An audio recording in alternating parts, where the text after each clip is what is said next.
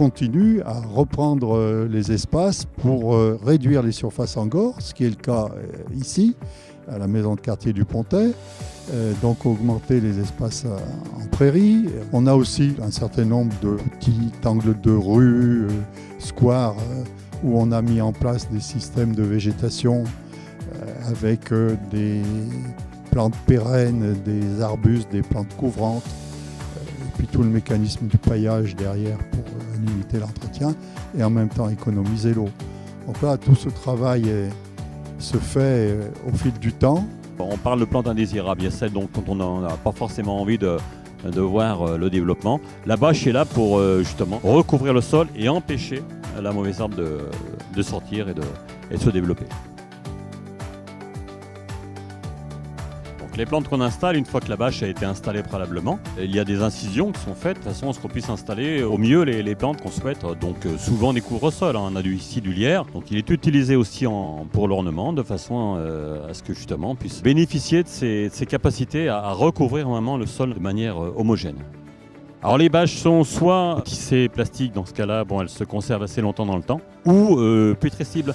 À un moment ou un autre, sur 3 ans, quand les plantes qu'on a installées ont fait un développement suffisant, ça peut être le cas du lierre, sur 3 ans, il aura effectivement couvert très bien le sol.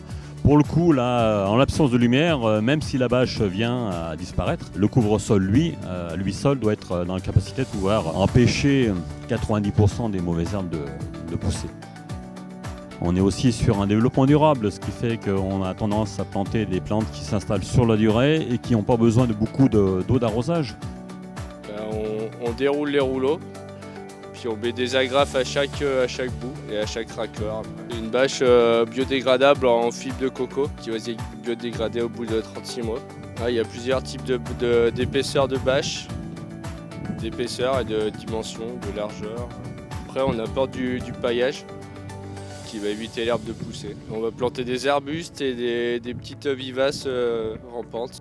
Alors le paillage, il est là pour déjà recouvrir la toile, et puis sur les massifs, parce qu'il arrive qu'on en mette quand même un petit peu après la plantation de Noël, qu'on mette une petite couche, pour les mêmes raisons, à savoir, d'une part, on retient la fraîcheur du sol, l'eau remonte par capillarité dans un sol.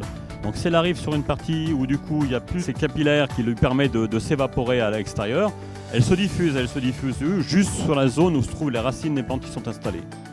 Il y a différentes choses qui peuvent être utilisées. On a le plus souvent soit du bois fragmenté, du miscanthus, puis l'écorce de pin est aussi utilisée, quoi. On le fait en début de saison, on en met suffisamment épais, on peut être amené à refaire, mais généralement un bon paillage, s'il a une certaine épaisseur, on est quand même tranquille 2 ans. Tous ces moyens de paillage et les différentes matières utilisées sont forcément disponibles de la même manière, y compris pour l'amateur en jardinerie.